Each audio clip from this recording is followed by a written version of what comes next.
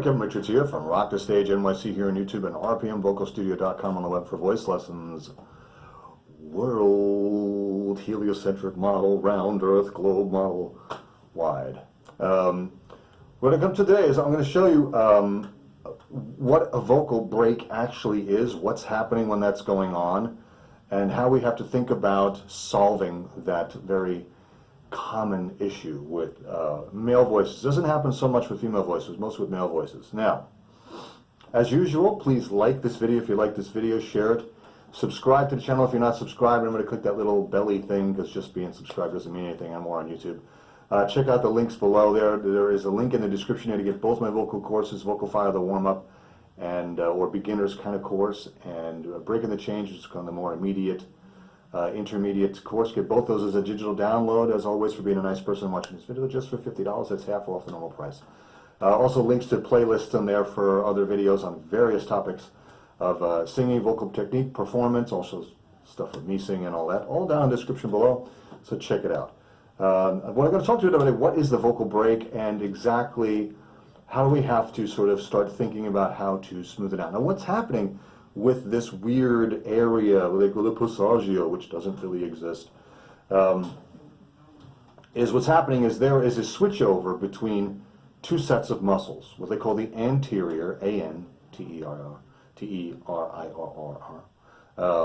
anterior muscles, which are the interior muscles which are actually attached to the vocal cords, and the posterior muscles, which are back here, which are outside the larynx, the vocal cord area. They're not directly attached to the vocal cords.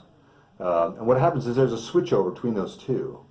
As you go up, as you stretch the vocal cords up and try to access the upper range, the upper stretch of the vocal cords, there has to be a switchover between those two sets of muscles. Commonly referred to, the anteriors are commonly referred to as the TA, or thyroidorytenoid muscles, and the posterior muscles up on the top and the back there, commonly referred to as the CT muscles, or the cricoidorytenoids. Also, the hyoid bone is also attached in there with the TA muscles. Now, it's not really important. What's happening is, what you have to know is that as you go up here, there is a switchover that has to happen for the larynx to continue to stretch. And that switchover is not a natural function of the voice to be done smoothly. It wants to do either this one or that one. The slow changeover from one to the other is not something that's built into the voice. To do sort of in a methodical pattern, you can go, whoa, you can do that, yeah, but to do it like in a sort of step-by-step fashion, over and over again in slight little increments, is not something really the vocal cords and the larynx is really designed to do. So what's happening there is, now the TA muscles, the anterior muscles there, are the dominant musculature of the voice, because it's the one we speak with. It's the muscles that we use when we swallow, so they're very strong and very dominant in the process of creating speech. The posterior muscles, muscles in the back end there, are the weaker set. And the switch over there is clunky because the dominant musculature wants to stay dominant. That's why you get this.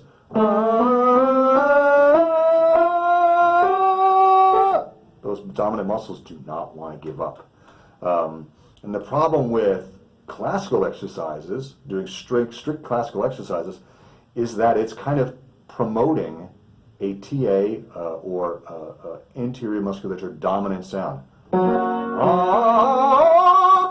It's trying to hold on to that kind of very chesty, meaty sound to maintain the sound of the male voice as high as possible. Bridging late, as they used to call it. So, luckily for us, sort of singing rock, pop, and even metal, country, light classical, we don't need to keep that really TA dominant sound. We can do the switch over to the back end muscles more smoothly. But we're also coordinating breath pressure from underneath the vocal cords, subglottal. We're also coordinating the physical closure of the vocal cords, glottal compression, right? Then you have the resonance that's happening above here, also has to be coordinated in the proper place. Then you have the articulators and the manipulation of the mouth, the tongue, and all that for speech. All that is trying to coordinate together in one smooth fashion. It is not something that wants to happen smoothly. So we have to have a methodical way to do this. Now, the problem with this exercise is that it wants to maintain that dominant sound. But as I showed you in a previous video, the way we can start to sort of combat this is to speak through this area. 1, 2, 3, 4, 5, 6, 7, 8, 9. What that does is that puts you in a less TA dominant position as we go up. 1, 2, 3, 4, 5, 6, 7, 8, 9. 1, 2, 3, 4, 5, 6, 7, 8, 9. You're not going to really come up from underneath.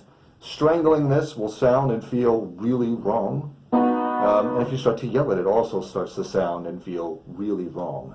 So you know immediately that you're doing it wrong. An exercise like this, you know, you can do that all sorts of ways wrong and kind of get away with it. Because there's a lot of leeway in that. You can yell it, you can spread it, you can change the vowel without knowing it. But talking through this area is a bit more precise, and it's a bit to your ear and to your brain, it sounds more natural. And it sounds really wrong if you do it badly. 1, 2, 3, 4, 5, 6, 7. Ooh, that's wrong. And you go 1, 2, 3, 4, 5, 6, 7. Again, that doesn't sound right. It doesn't sound like you're talking, right? 1, 2, 3, 4, 5, 6, 7, 8, 9. 1, 2, 3, 4, 5, 6, 7, 8, 9. This facilitates that switch over from one musculature to the other a bit smoother than doing this. That takes a lot longer. You want to put the voice in a more natural coordination that it's already familiar with, which is talking. You go, but Kevin, it's just talking on pitch. Yes, I know that, but if you slow that down. 1, 2, 3, 4, 5, 6, 7, 8, 9. 1, 2, 3, 4, 5, 6, 7, 8, 9. Now I'm singing. But the coordination has not changed. I've only slowed it down. And that is the secret to combating the vocal break. What it is and how we start to combine it. I will be going through all of these in my new Loud and Clear mini sort of program here for singers as well as people who talk a lot for a living. People like teachers and salesmen and all that. It'll have all sorts of exercises in here to help strengthen the speaking voice, make it more resonant, and give you more longevity throughout the day so that you can talk for hours and not lose your voice. And it'll have warm-ups and all that kind of stuff that you can do in the car on the way to work and things like that. So that your voice is ready to go at the beginning of class or the beginning of the day, sales pitch or whatever it is you do for the day that you talk a lot. Your voice will be ready. I mean, I'm here sometimes for 5 or 6 hours in a clip, one student right after another, and I have to talk and vocalize to that whole time. I don't walk out of here with a voice like this because I'm properly coordinated and flexible. So that's what's going to be doing for you in the Loud and Clear program. Look for that in March of 2019. Until next time, this is Kim Richards. Keep rocking, keep practicing.